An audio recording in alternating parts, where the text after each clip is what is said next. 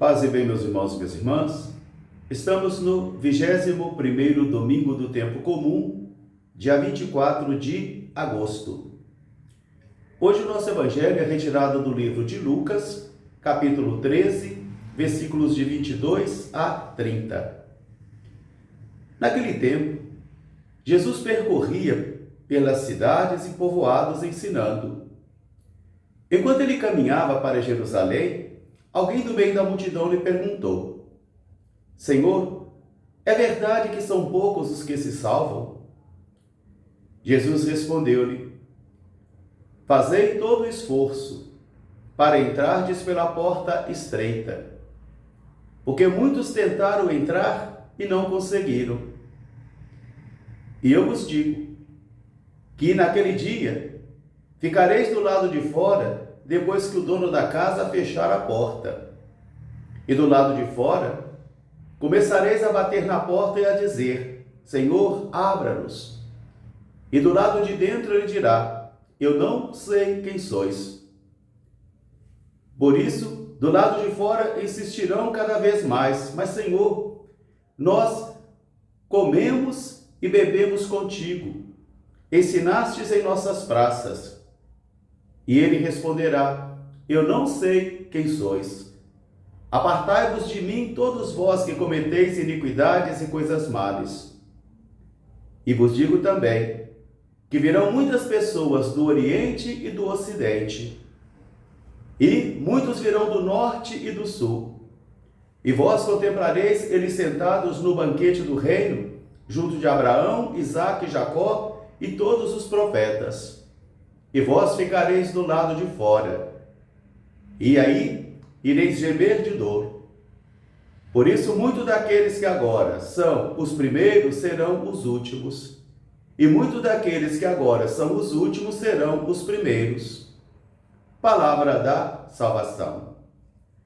Meus irmãos e minhas irmãs, esse domingo está regado de ensinamentos da palavra de Deus para mim e para você. Porque a palavra de Deus é uma força viva que vai governando as nossas vidas, que vai iluminando as nossas vidas, e principalmente concedendo a mim e a você o dom do discernimento do Espírito, para sabermos perceber as manifestações de Deus na história. Por isso, na primeira leitura do livro do profeta Isaías, é o próprio Senhor que vai dizer: Eu virei até vós para congregar todos os meus filhos que estão dispersados pelo mundo.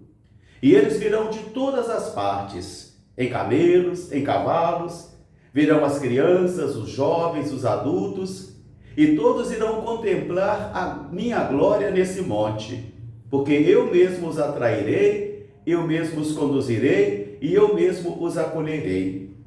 É o próprio Senhor que vai dizer então, já que os pastores foram iníquos, já que os pastores foram infiéis, então é Ele mesmo que cumprirá a missão de congregar o povo que fora disperso pelo mau exemplo e mau comportamento dos pastores.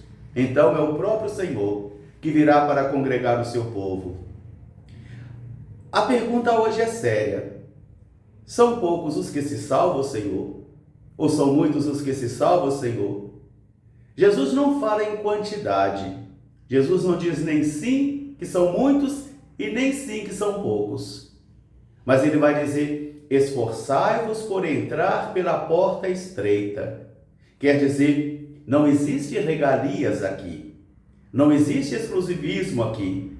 Principalmente para os nossos irmãos judeus daquela época, que pensavam que esta eleição divina vinha do sangue da família e era comunicado pelo sangue da família e também por um rito externo, por um batismo que eles chamavam de circuncisão. E bastava ser circuncidado, estava pronto. Bastava ser circuncidado, estava já preparado. Como nós também pensamos, basta receber a água do batismo na cabeça? Sim, é importante recebermos a água do batismo, sim. Agora, o esforço diário é importante. Jesus não fala em quantidade, mas Jesus vai recordar que a vida cristã é um combate espiritual diário. Esforçai-vos por entrar pela porta estreita, porque o caminho do Calvário ainda não passou por reformas.